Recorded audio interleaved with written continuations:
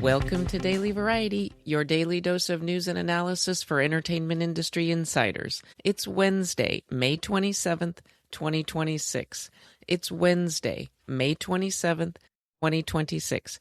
I'm your host, Cynthia Littleton. I am co-editor-in-chief of Variety alongside Ramin Satuda. I'm in LA, he's in New York, and Variety has reporters around the world covering the business of entertainment. In today's episode, we'll hear from Variety's Gene Mattis as he tries to make sense of California's fractious electoral politics as the June 2nd primary approaches. He explains why incumbent Los Angeles Mayor Karen Bass is hoping that the primary leaves her in a runoff against reality star Spencer Pratt.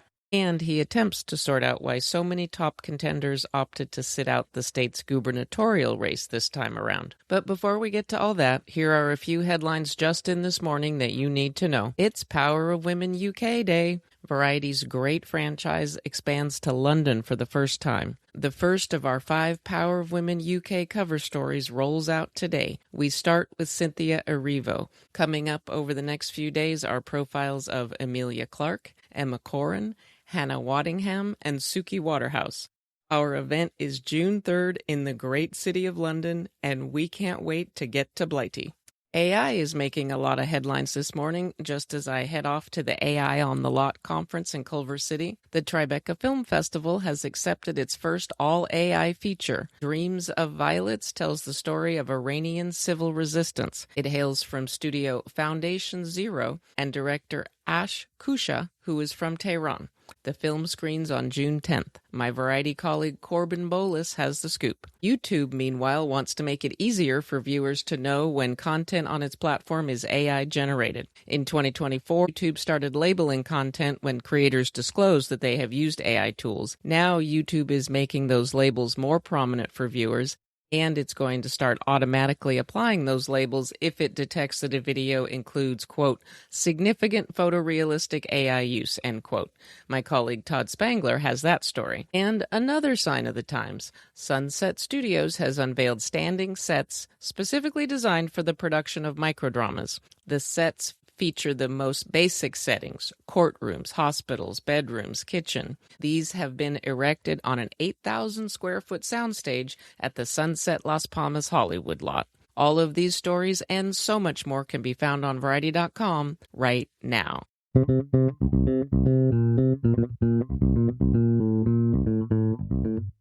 And now it's time for conversations with Variety journalists about news and trends in show business.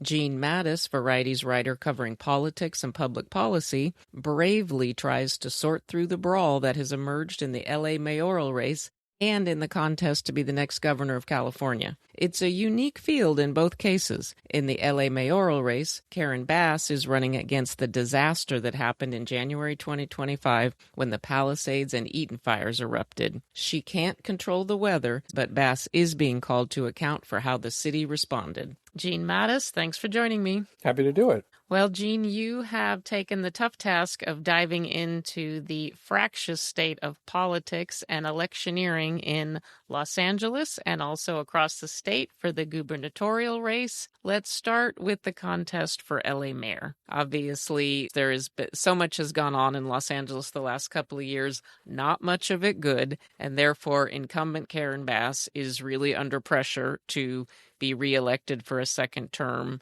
She faces a lot of competition, some of it surprising. At this juncture, where we are just about a week out from voting in the June 2nd primary, what do you make of this race, especially from the lens of entertainment? She's definitely having a tougher go of it than mayors usually have. The last couple of mayors sort of coasted to reelection, and she obviously is not coasting. The fire clearly galvanized a sort of lingering sense of she's kind of asleep at the switch, and what is she actually doing? Now, obviously, we've got 2 candidates, really, Nithya Raman and Spencer Pratt, who are challenging her from the left and the right, respectively. and giving her a run for her money in terms of actually winning. You spoke with Karen Bass recently. Of course, she's going to put the best face on it and talk about her accomplishments. What was your read on Bass in terms of how she feels at this stage, having to really defend her administration? Well, I think she thinks she's going to be in a runoff with Spencer Pratt, which I think is the conventional wisdom. And I think she's pretty comfortable with that. She would much rather face a Republican in a runoff in a city where Democrats outnumber Republicans nearly 4-1 than she would get into a Democrat versus Democrat runoff where she has to raise a lot and spend a lot just to tell voters who she is and what she's done. That's the conventional wisdom at this point. Nithya Raman sort of was a surprise candidate and could have challenged at one point, but seems to have gone nowhere as a candidate so far. And certainly Spencer Pratt has been surging, certainly since the debate earlier in May. But, is there a ceiling there given his positions, given his Republican voter registration, and all the rest of that? Spencer Pratt, who has clearly been campaigning on the fires, he seems to be gaining points. He's very good at speaking in soundbite. He's got one line that's really resonating for him, and it's about Karen Bass, burn down my house. As a marketing prospect, it's a genius line because it puts Karen Bass right on the back foot. On the other hand, it's not a serious statement. Are you surprised that you aren't seeing a little more mud being slung at him? Because undoubtedly the material is out there to make a very unflattering Spencer Pratt ad if you wanted to. I think he has benefited from the fact that he is getting a free pass in the primary because Bass is, as I said, quite comfortable with the idea of a runoff against him. So if you ask her campaign, hey, Spencer Pratt just said something crazy about you, would you like to respond? They really don't. They're very much more focused on Nithya Raman. They really do not want her to be in the runoff. And so once you get into a runoff, assuming it is Bass and Pratt in the runoff, then the gloves will come off and you'll see all the ads about, he voted for Donald Trump and Donald Trump supports him and he's MAGA and da-da-da-da-da. So I think that would be the plan for post June 2nd, is to sort of basically define it in a partisan way.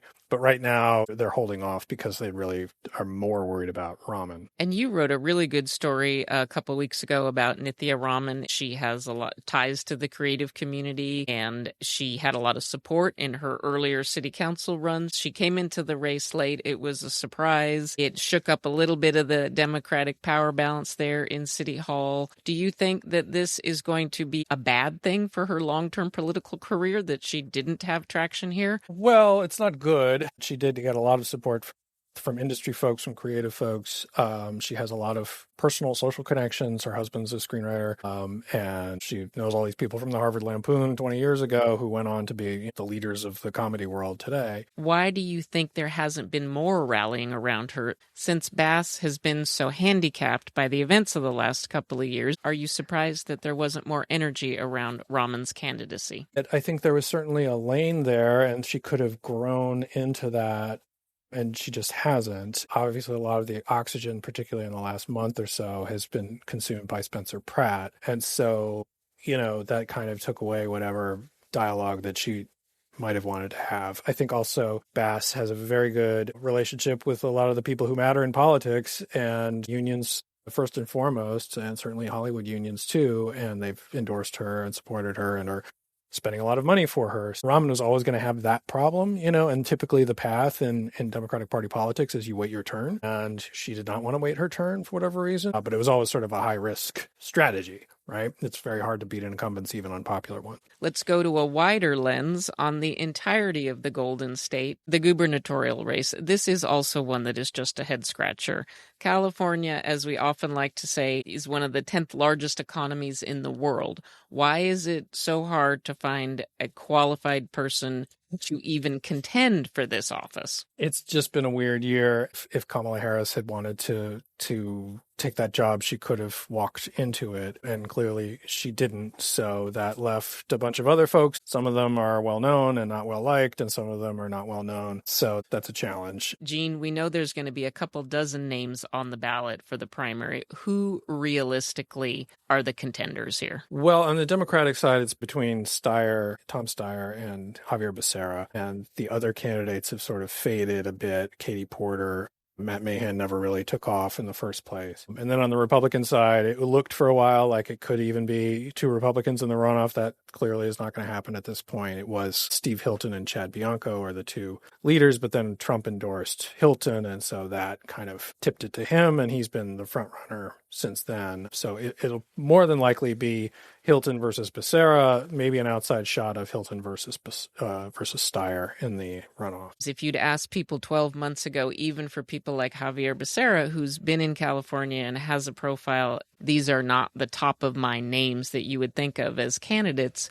Why do you think the Kamala Harrises and some of the Alex Padilla, who is currently the U.S. Senator, people that had been talked about as potential gubernatorial candidates, including Rick Caruso, do you think it's just the job isn't that attractive? Yeah, from Kamala Harris's standpoint, she was almost president, and governor of California is quite a step down from that. At the end of the day, I think she could have won if she wanted to. It's just she didn't want to do the job. I think a lot of the coalescing around Becerra, which happened, only after Eric Swalwell was forced out of the race, has sort of been like, oh, he's fine, he'll do. And it's sort of this endorsements and other sort of signaling and sort of a coalition building process that has kind of settled on Becerra more than anything. What are the biggest influences that the California governor can have on the entertainment industry? Obviously, the production tax incentives, Gavin Newsom has dramatically increased those. But in terms of policy and things that can really affect Hollywood, is it an influential role?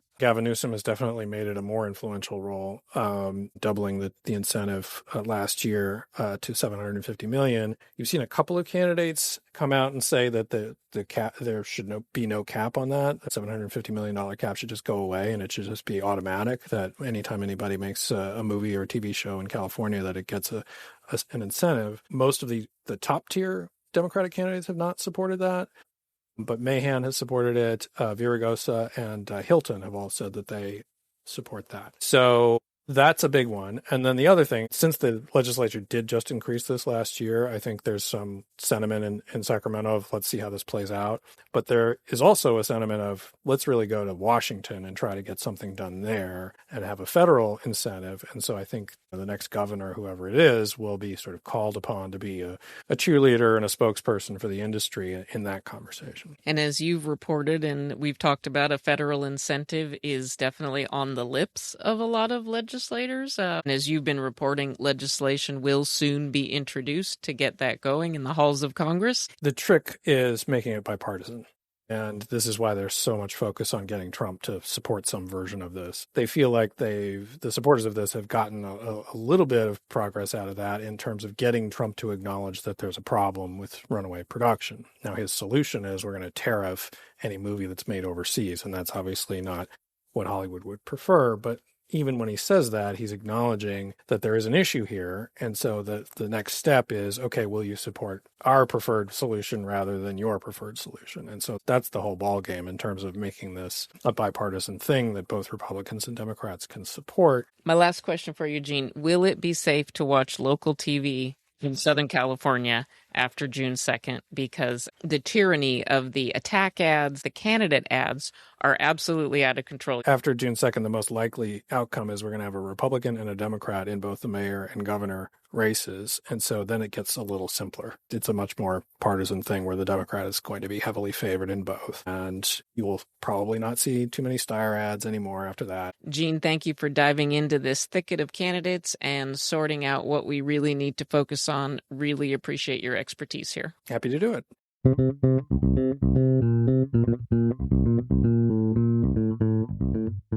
As we close out today's episode, here's a few things we're watching for. This is a busy week for conferences. In addition to AI on the Lot, there's a Hollywood Creators Summit. It will be held on the Fox lot and features YouTube OGs Colin and Samir.